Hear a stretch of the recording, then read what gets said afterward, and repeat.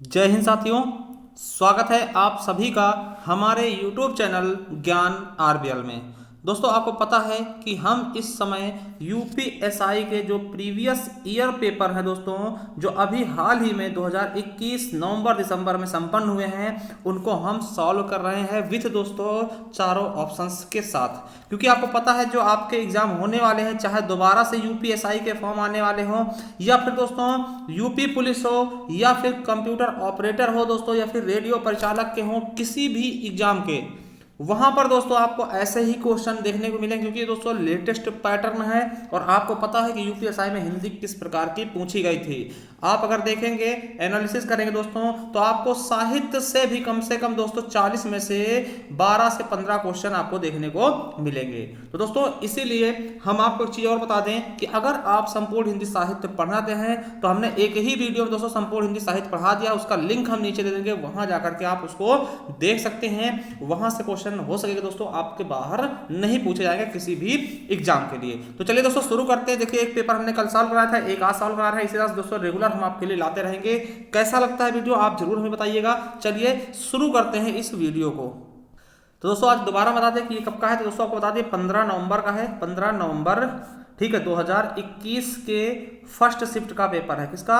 First shift का ये paper है। तो चलिए शुरू करते हैं। इसमें हम हिंदी के पूरे 40 क्वेश्चन देखने वाले हैं। तो पहला क्वेश्चन है दोस्तों, प्रतीप अलंकार किससे संबंधित है? बताइए, प्रतीप अलंकार किससे संबंधित है? यमक, उपमा, श्लेषमा या फिर रूपक? तो दोस्तों आपको बता दूं कि प्रतीप अलंकार जो होता है उपमा का जस्ट उल्टा होता है। क्या होता है? उपमा का जस्ट उल्टा दोस्तों प्रतीप अलंकार होता है। ठीक है, तो याद रखेंगे उपमा का उल्टा क्या होता है? प्रतीप अलंकार। ठीक है, तो बिल्कुल सही हो जाएगा दोस्तों उपमा। और उपमा में दोस्तों आपको पता है क्या होते हैं? सा, सी, से, सरिस, यानी कि यहां पर दोस्तों उपमेय में उपमान की तुलना की जाती है दोस्तों। ठीक है, और दोस्तों जब हम उपमेय को उपमान बना देते हैं और उपमान को उपमेय बनाते हैं तो वही हमारा प्रतीप अलंकार कहलाता है। तो हमारा बी ऑप्शन बिल्कुल और बिल्कुल राइट हो जाएगा। चलिए अगला है साहित्य के से टाइप किया गया दोस्तों, तो कौन सा है? तो आपको पता होना चाहिए पोस्ट बॉक्स नंबर 203 नाला सुपारा दोस्तों, ये बिल्कुल सही होगा। ठीक है, और ये रचना किसकी है? मोस्ट इंपॉर्टेंट, क्योंकि इसके लिए पुरस्कार भी मिल चुका है। तो ये रचना किसकी है? तो ये भी आपको याद रखना है किसकी है? चित्रा मुद्गल की। किसकी दोस्तों? चित्रा मुद्गल जी की ये रचना है। तो ये भी आपके लिए बहुत ज्यादा इंपॉर्टेंट है। ठीक है,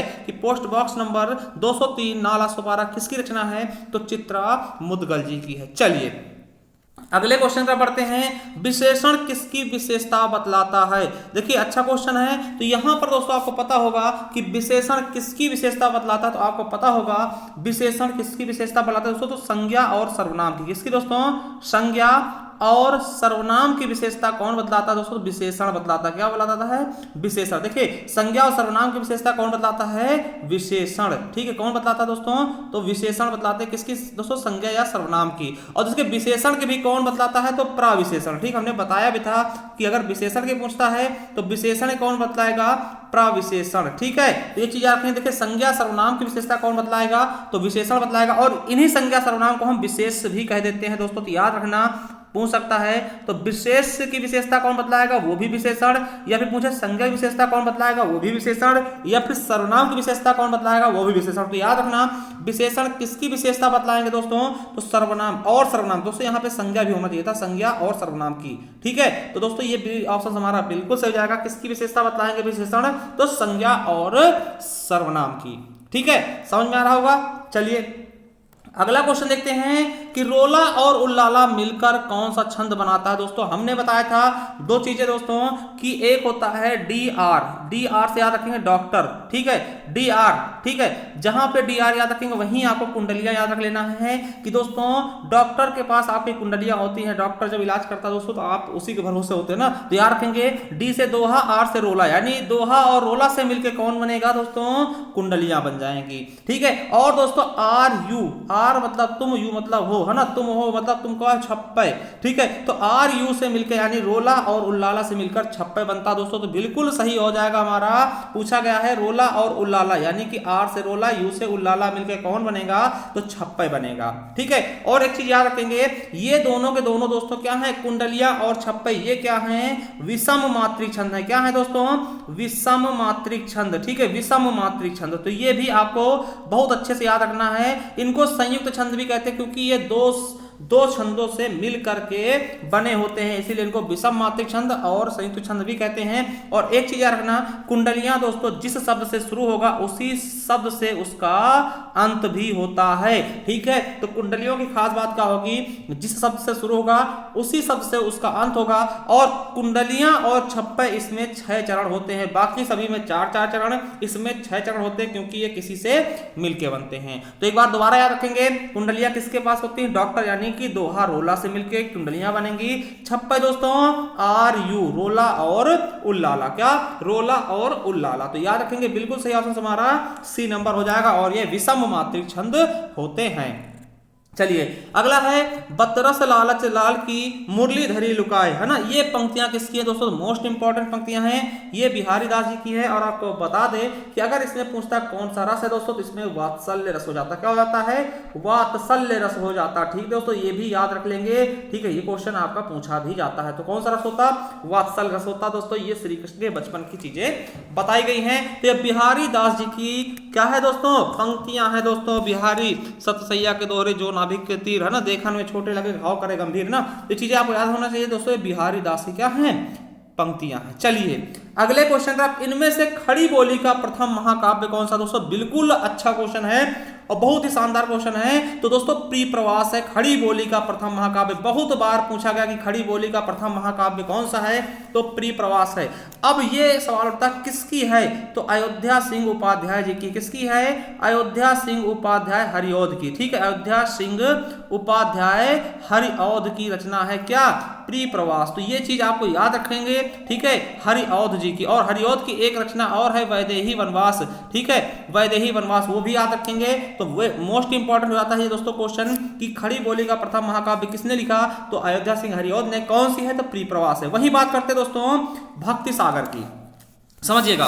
भक्ति सागर किसकी है, तो चरणदास की है। ये ज्यादा इंपॉर्टेंट है नहीं, ठीक है, चरणदास जी की है, तो ये भी याद रख लेंगे वैसे, ठीक है। और हाँ, प्रेम सागर बहुत बार पूछा गया, तो ये दोस्तों लल्लू लाल की है। किसकी है, लल्लू लाल जी की है प्रेम सागर। प्रेम भैया लल्लू ने क्या कर लिया, प्रेम कर लिया, ठीक है। चलिए, और सुख सागर किसकी है, तो दोस्तों किसकी है सुख सागर, तो सुखलाल जी की है, मुंशी सुखलाल जी की है। तो ये चीज भी आप याद कर लेंगे। ये चारों रचनाएं आपके लिए इंपॉर्टेंट है, जिसमें से प्रेम सागर और सुख सागर बहुत पूछा गया है दोस्तों, ठीक है। तो चलिए दोस्तों क्या हो जाएगा हमारा सही आंसर, प्री प्रवास हो जाएगा। किसकी है, तो अयोध्या सिंह उपाध्याय हरिऔध जी की। चलिए अगला क्वेश्चन है, हिंदी में विदेशी भाषाओं से आए उपसर्ग क्या कहलाते हैं। विदेशी से आए मतलब क्या होंगे, आगत टाइप के, क्या हो जाएंगे दोस्तों, जो चीज बाहर से आते हैं उनको हम आगत बोलते हैं, तो आगत उपसर्ग कहलाएंगे। क्या कहलाएंगे, आगत उपसर्ग। चलिए अगला क्वेश्चन, पवनासन में कौन सा समास दोस्तों, देखिए समास की बात करें दोस्तों, देखिए कोई भी अगर पर्यायवाची होता है, ठीक है, पर्यायवाची हो दोस्तों, तो वो बहुब्रीहि समास में जाता है। और पवनासन दोस्तों आपको पता है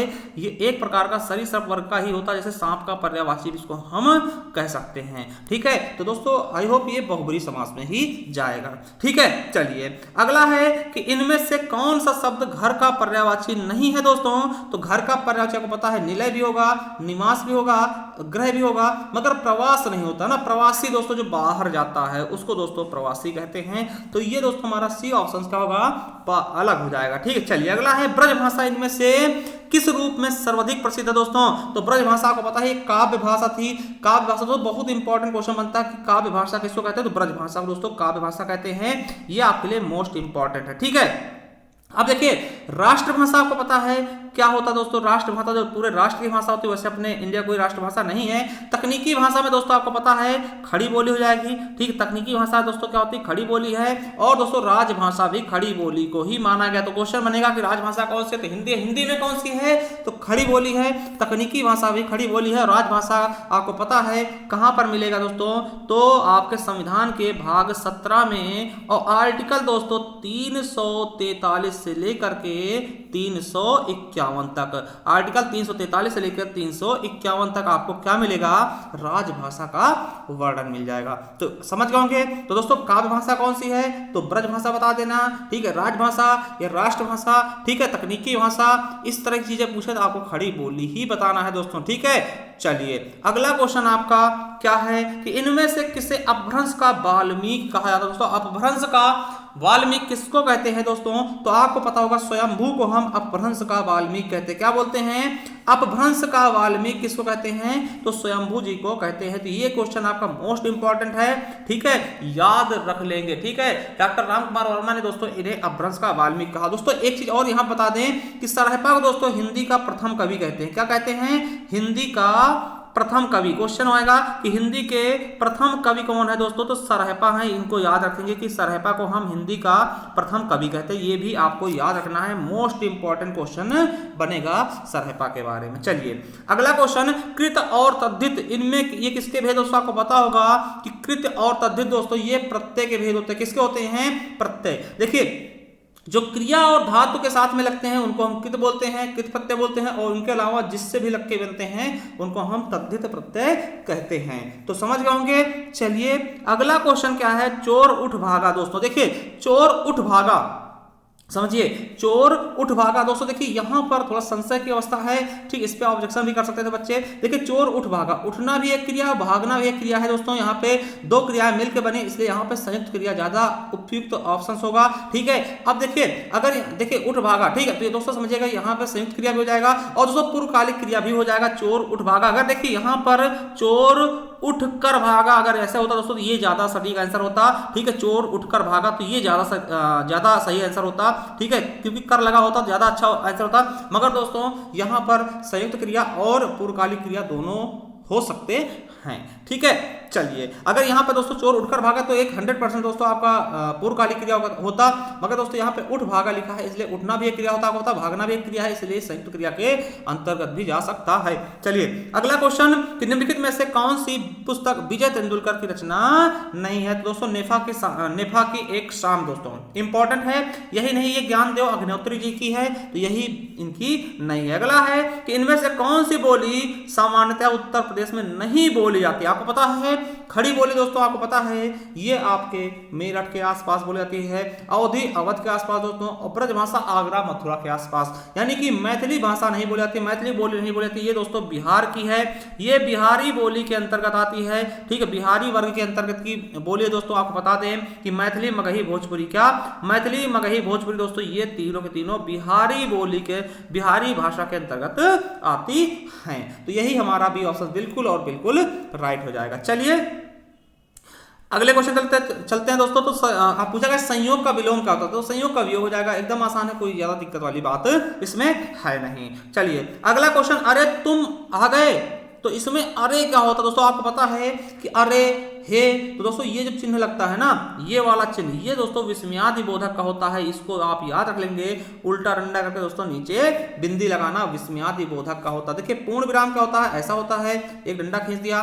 योजक क्या होता है, ऐसा होता है दोस्तों जैसे माता और पिता में लगता है, ठीक, और प्रश्नवाचक ये होता है। मगर दोस्तों ये क्या है, ये तो आपका विस्मयादि बोधक है दोस्तों, और ये आसान भी है। चलिए अगला क्वेश्चन, जिसके पास कुछ भी ना हो दोस्तों उसको अकिंचन बोलते हैं, और अकिंचन दरिद्र गरीब, ठीक है, ये सब के सब किसके पर्यायवाची हैं, तो ये गरीब के ही है दोस्तों। तो अकिंचन जिसके पास किंचा भी ना हो, कुछ भी ना हो दोस्तों, वो क्या होता है, अकिंचन होता है, ठीक है। आई होप समझ गए होंगे दोस्तों, तो ये बिल्कुल हमारा सही ऑप्शन हो जाएगा अकिंचन, ठीक है। चलिए अगला, इनमें से किस शब्द का प्रयोग हमेशा बहुवचन में होता है। देखिए सूरज एक वचन होता है, पानी, ठीक, पानी, पानी, सोना, एक सभी एक ही वचन में रहते हैं दोस्तों। ये चीज हम हमेशा याद रखेंगे, ये सभी एक वचन में हमेशा प्रयोग होते हैं। मगर दोस्तों होठ ये हमेशा बहुवचन, देखिए अंग जो होते हैं वो हमेशा बहुवचन में ही ज्यादातर प्रयोग में लाए जाते हैं, ठीक है। होठ हो, है ना, तो होठ दोस्तों ये आप समझ गए होंगे, बिल्कुल सही दोस्तों। चलिए अगला है, इनमें से खड़ी बोली हिंदी के पहले कवि कौन, दोस्तों खड़ी बोली का जनक कहते हैं, ठीक है,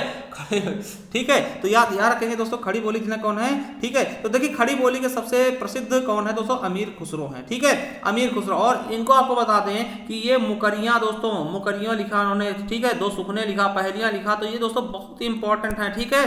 ये आदिकाल के दोस्तों मनोरंजन वाले कवि थे दोस्तों, इनकी रचनाएं आप देखेंगे तो बहुत अच्छे से आप आप इनको पढ़ेंगे। ठीक है, तो याद रखेंगे बिल्कुल अच्छे से। हमारा अमीर खुसरो पहला ऑप्शन बिल्कुल और बिल्कुल राइट हो जाएगा। चलिए अगला है, जहां एक शब्द के साथ अनेक शब्द चिपके हुए होते, दोस्तों आपको पता है कि श्लेष का अर्थ ही होता है चिपका हुआ।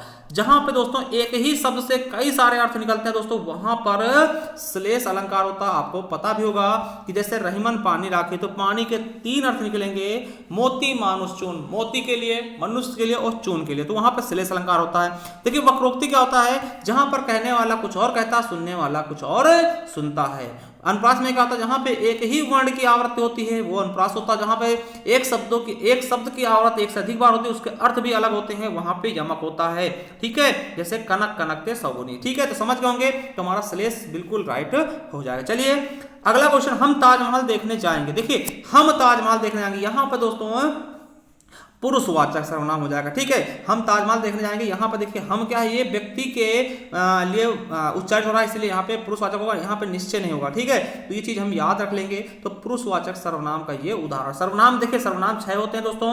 अगर पूछे सर्वनाम की संख्या कितनी, तो वो 11 बताने। दोस्तों ये भी क्वेश्चन पूछा गया सर्वनाम की संख्या कितनी है, तब आप 6 नहीं तब आप 11 बताएंगे। जब इनके भेद पूछेगा, प्रकार पूछेगा, तब आपको 6 बताना, नहीं तो आपको 11 बताना है सर्वनाम की संख्या। चलिए अगला दोस्तों क्या है, पृथ्वीराज रासो के रचयिता कौन है दोस्तों, तो आपको बता दें चंद्र बरदाई जी है पृथ्वीराज रासो। और आपको बता दें कि आचार्य रामचंद्र शुक्ल ने पृथ्वीराज रासो को प्रथम महाकाव्य, क्या प्रथम महाकाव्य, पृथ्वीराज रासो को प्रथम महाकाव्य दोस्तों, और चंद्र बरदाई को प्रथम महाकवि माना है। क्वेश्चन आएगा और पूछा भी गया कई बार यूपीएसआई में भी। ठीक है, कि हिंदी के प्रथम महाकाव्य, हिंदी का प्रथम महाकाव्य कौन सा है, तो पृथ्वीराज रासो है। और हिंदी के प्रथम महाकवि कौन है, तो दोस्तों चंद्र बरदाई। किसने माना है, आचार्य रामचंद्र शुक्ल जी ने। तो ये मोस्ट इंपॉर्टेंट क्वेश्चन है, इसलिए हमने आपको बता दिया। तो कुछ चीजें इसमें और भी देखने वाली है दोस्तों, जैसे कि दलपति विजय।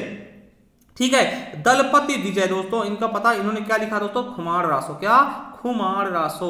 ठीक है, तो याद रखेंगे खुमार रासो किसकी है, तो दलपत विजय जी की। ठीक है, और दोस्तों नरपत नाल ने क्या लिखा, तो बीसल देव रासो। आपको पता होगा कि प्रथम 12 मासा वर्णन इसी में किया गया, बीसल देव रासो, क्या बीसल देव रासो। और जगनी दोस्तों आपको पता है, इन्होंने परमाल रासो लिखा है, परमाल रासो।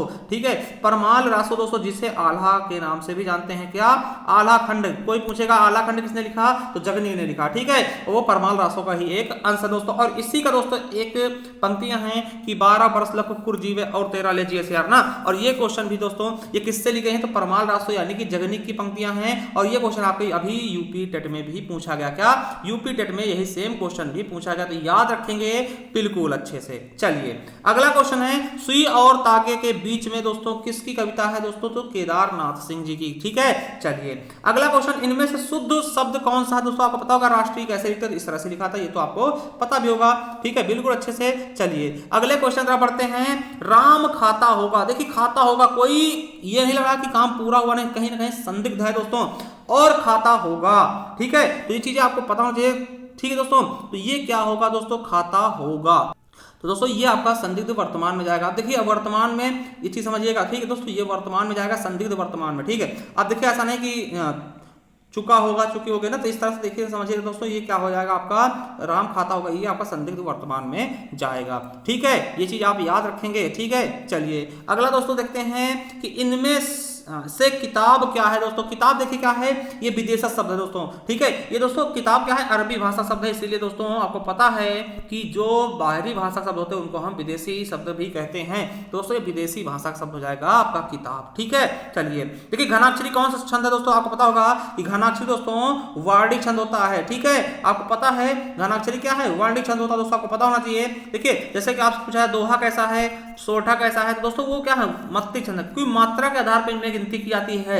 मगर दोस्तों घनाक्षरी क्या होता है, वर्णिक छंद होता है दोस्तों, ये वर्ण के आधार पर इनकी गिनतियां चलती हैं। अगला है हरी घास पर क्षण भर दोस्तों, कविता संग्रह के रचनाकार कौन है दोस्तों, तो कौन है, तो अज्ञे जी हैं। ठीक है, कौन है, सच्चिदानंद सिन्हा, सॉरी सच्चिदानंद हीरानंद वास्या अज्ञे जी हैं। ठीक है, तो चलिए अगला क्वेश्चन आपके लिए, इनमें से विस्मयादि बोधक चिन्ह कौन सा दोस्तों। ये देखिए क्वेश्चन रिपीट सा हो चुका है, इसी में पूछा गया था, तो विस्मयादि बोधक दोस्तों ये हो जाएगा आपका। देखिए ये क्या है दोस्तों, तो ये दोस्तों आपका क्या है, अर्धविराम। क्या है दोस्तों, तो ये है आपका अर्धविराम है, क्या है, अर्धविराम। मगर दोस्तों बात करते हैं विस्मयादि बोधक की, तो ये हो जाएगा विस्मयादि बोधक, ये पूर्ण विराम है, और ये प्रश्नवाचक चिन्ह, क्या है, प्रश्नवाचक चिन्ह। चलिए अगले क्वेश्चन की तरफ चलते हैं। जिस स्वर के उच्चारण में दो मात्राएं लगती है, दोस्तों आपको पता होगा कि उनको हम दोस्तों क्या बोलते हैं, गुरु स्वर बोलते हैं। क्या बोलते हैं, गुरु स्वर। देखिए मूल स्वर क्या होते हैं, तो आ, छोटा आ, छोटी ई, छोटा ऊ और दोस्तों री से ऋषि, इनको मूल स्वर या फिर दोस्तों ह्रस्व स्वर भी कहते हैं, लघु स्वर भी कहते हैं।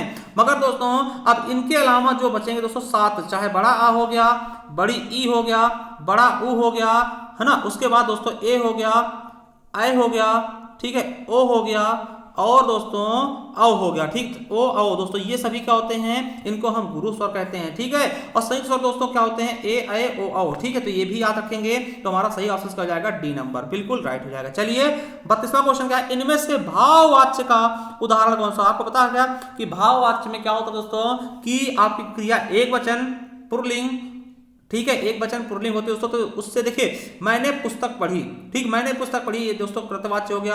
पुस्तक पढ़ी जाती है दोस्तों, ये कर्मवाच्य हो गया, ठीक, कर्मवाच्य। आम खाया जाता है दोस्तों, ये भी आपका कर्मवाच्य हो गया क्योंकि यहाँ पे कर्ता नहीं है दोस्तों। मगर ये क्या है, धूप में चला नहीं जाता, तो ये दोस्तों आपका पूरा पूरा दोस्तों क्या हो जाएगा, ये भाववाच्य हो जाएगा। क्या हो जाएगा, भाववाच्य हो जाएगा, ठीक है। समझ गए होंगे, बिल्कुल अच्छे से दोस्तों हमारा बी ऑप्शन बिल्कुल और बिल्कुल राइट हो जाएगा, भाववाच्य कहलाएगा। चलिए रस के कितने अवयव हैं, रस के कितने अवयव हैं या तत्व हैं दोस्तों, तो कितने होते हैं, 4 होते हैं। आपको पता होगा क्या क्या होते हैं, विभाव, विभाव, अनुभाव, क्या होता है दोस्तों, विभाव, अनुभाव, ठीक है, और संचारी भाव और स्थायी भाव। क्या, संचारी भाव व स्थायी भाव, क्या, संचारी भाव व स्थायी भाव दोस्तों। तो ये आपके क्या हैं, 4 तत्व होते दोस्तों। और आपको बता दें कि दोस्तों भरत मुनि के अनुसार 3 ही ये तत्व माने गए हैं, याद रखेंगे, ठीक है। अभी कितने हैं, 4 है, तो बिल्कुल सही ऑप्शन हमारा 4 हो जाएगा। चलिए देखिए 36 से 34 36 है दोस्तों, आपको इसको पढ़ के देना है, तो देखिए इसको पढ़िएगा। इसमें दोस्तों हम आपको बता दें कि इसमें 34 का दोस्तों कौन सा ऑप्शन सही हो जाएगा, लोग काम करें, ठीक है।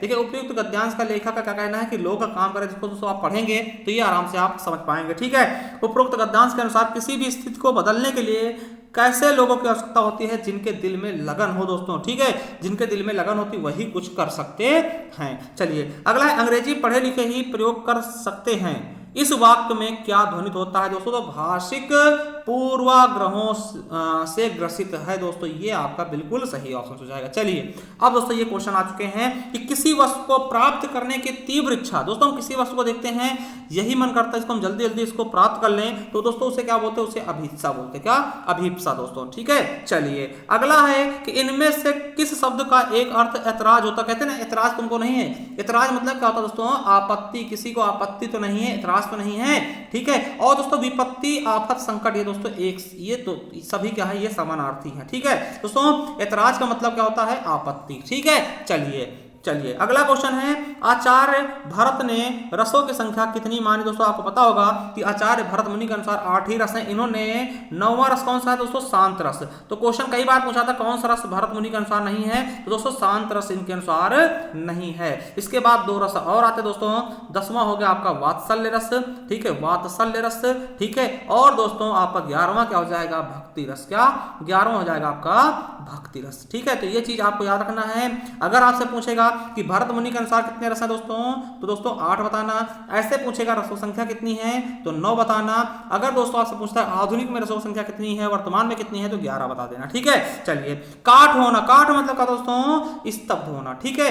काठ होना दोस्तों क्या होता है, स्तब्ध होना, मतलब किसी भी चीज का पता चलना दोस्तों, एकदम काठ हो गए, काठ, ठीक है। चलिए दोस्तों ये थे हमारे टॉप 40 क्वेश्चन दोस्तों, जो कि आपके यूपीएसआई के पेपर में पूछेगा। कैसा लगा एक बार हमें कमेंट बॉक्स में कमेंट करके जरूर बताइएगा। और दोस्तों इसी तरीके के हम और आपको लेकर आते रहेंगे रोज, ठीक दोस्तों। तो चैनल को आपको सब्सक्राइब भी कर लेना है, बेल आइकन अवश्य प्रेस करना है, ठीक है। और दोस्तों जो हमने बताई थी कि हिंदी साहित्य के इतिहास की संपूर्ण हिंदी वाली वीडियो एक ही वीडियो में, उसका लिंक भी हम नीचे डिस्क्रिप्शन में दे दे रहे हैं, वहां जाकर के अगर आप देख लेते हैं तो आपके लिए बहुत ही ज्यादा बेनिफिट होगा, ठीक है। आने वाले किसी भी एग्जाम के लिए आप सब कुछ कर सकते हैं। चलिए दोस्तों मिलते हैं नेक्स्ट वीडियो में, तब तक के लिए जय हिंद, जय भारत, वंदे मातरम, थैंक यू, धन्यवाद।